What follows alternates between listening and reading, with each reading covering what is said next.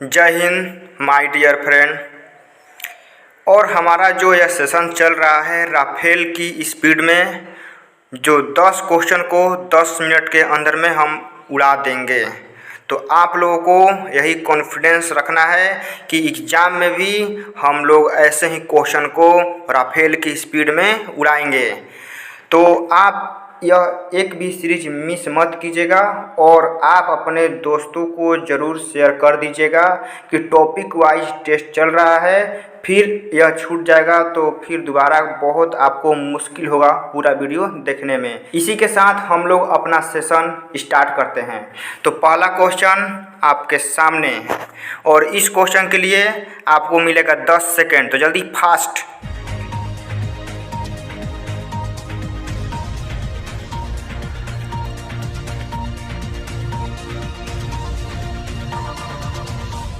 इस क्वेश्चन का right answer है ऑप्शन सी।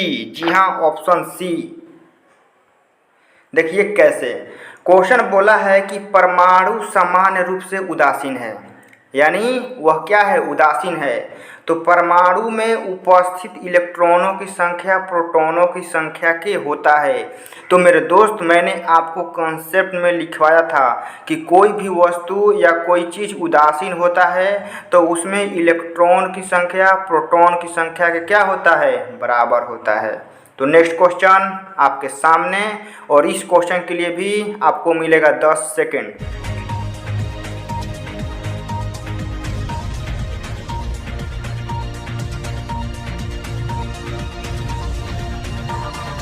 तो इस क्वेश्चन का राइट आंसर है ऑप्शन बी। जी हाँ, ऑप्शन बी, कम। मेरे दोस्त, इसमें क्या है, एक पदार्थ को धन आवेशित किया जाता है तो इस पदार्थ में इलेक्ट्रॉनों की संख्या प्रोटॉनों की संख्या की होता है। तो मेरे दोस्त, कोई भी वस्तु आवेशित होता है तो उसमें इलेक्ट्रॉन की कमी होता है, यानी इलेक्ट्रॉन की कमी के कारण ही कोई वस्तु धन आवेशित होता है। तो इसमें इलेक्ट्रॉन की संख्या प्रोटॉन की संख्या क्या होगा, कम। तो नेक्स्ट क्वेश्चन आपके सामने और इस क्वेश्चन के लिए भी मिलेगा 10 सेकेंड।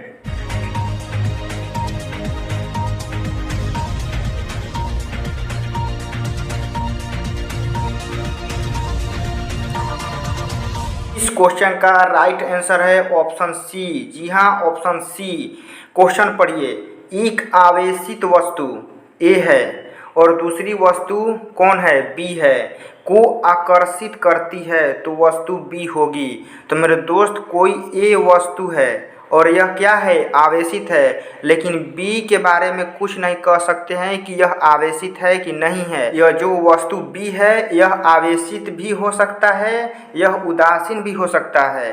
तब भी केस में जो हमारा ए वस्तु है वह आकर्षित ही करेगा बी को। तो दोनों केस में हमारा सही है, तो इसीलिए हमारा ऑप्शन सी सही होगा। तो नेक्स्ट क्वेश्चन आपके सामने और इस क्वेश्चन के लिए आपको मिलेगा 10 सेकेंड।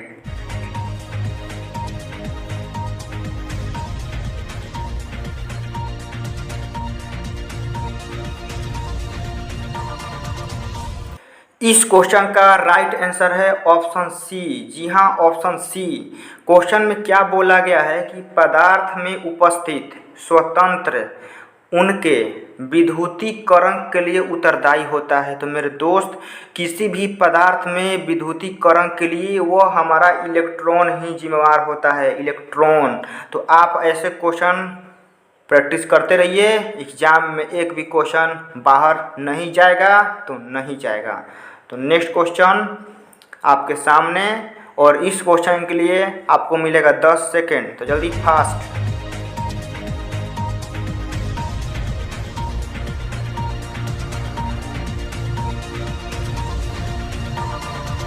इस क्वेश्चन का राइट आंसर है ऑप्शन ए। जी हाँ, ऑप्शन ए। किसी आवेशित वस्तु पर आवेश का मान के पूर्णांक गुणज होता है। तो मेरे दोस्त, यह भी कंसेप्ट में मैंने आपको लिखवाया था कि कोई भी वस्तु आवेशित होती है तो उस पर आवेश का मान इलेक्ट्रॉन के मान के पूर्ण गुणज के बराबर होता है। तो हमारा ई है, तो ई कौन ऑप्शन में दिया गया है, ए में। तो नेक्स्ट क्वेश्चन आपके सामने, और यह क्वेश्चन बहुत बार एग्जाम में पूछा जा चुका है, तो मिलेगा 10 सेकेंड।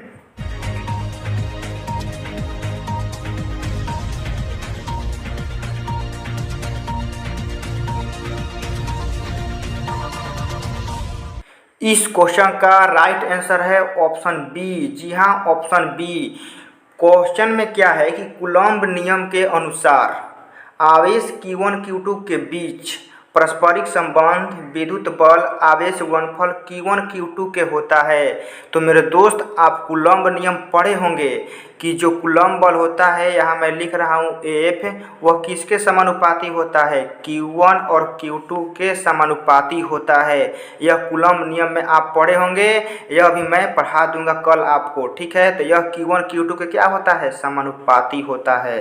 तो नेक्स्ट क्वेश्चन आपके सामने, और इस क्वेश्चन के लिए भी मिलेगा 10 सेकेंड।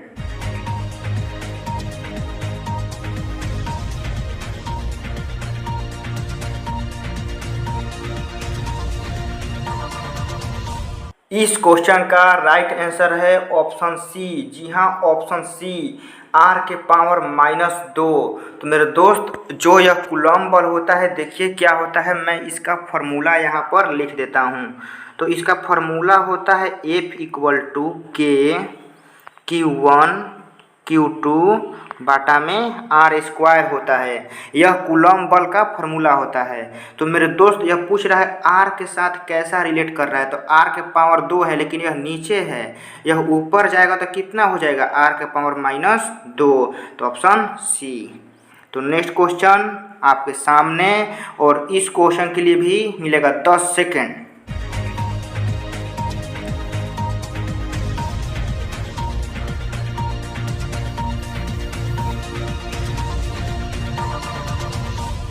इस क्वेश्चन का राइट आंसर है ऑप्शन डी। जी हाँ, ऑप्शन डी, चौगुना।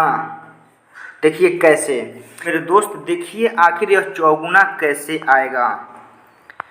तो मेरे दोस्त, एक फॉर्मूला होता है F2 बाटा में F1, ठीक है। F2 बाटा में F1 का फॉर्मूला होता है R1 बाटा में R2 का होल स्क्वायर।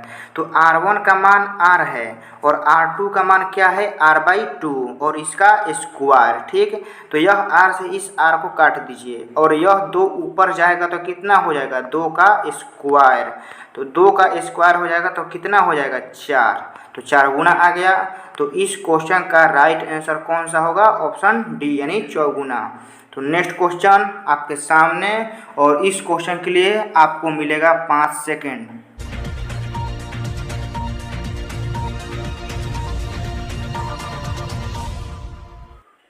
तो इस क्वेश्चन का राइट आंसर है ऑप्शन ए। जी हाँ, ऑप्शन ए, स्थितिज ऊर्जा। तो मेरे दोस्त, देखिए कैसे होगा। किसी परीक्षण आवेश, ठीक है, कोई आवेश है को विद्युत क्षेत्र में रखने पर, तो मेरे दोस्त, विद्युत क्षेत्र कब उत्पन्न होता है? जब आवेश स्थिर में रहता है। तो स्थिर के कारण क्या आ जाएगा? स्थितिज ऊर्जा। आवेश गतिमान में नहीं है, तो गतिमान में नहीं है तो गतिज ऊर्जा तो आएगा नहीं। स्थिर है तो स्थिर के कारण क्या आ जाएगा? स्थितिज ऊर्जा। तो नेक्स्ट क्वेश्चन आपके सामने, और यह बहुत ही अच्छा क्वेश्चन है, तो इसके लिए मिलेगा आपको 10 सेकेंड।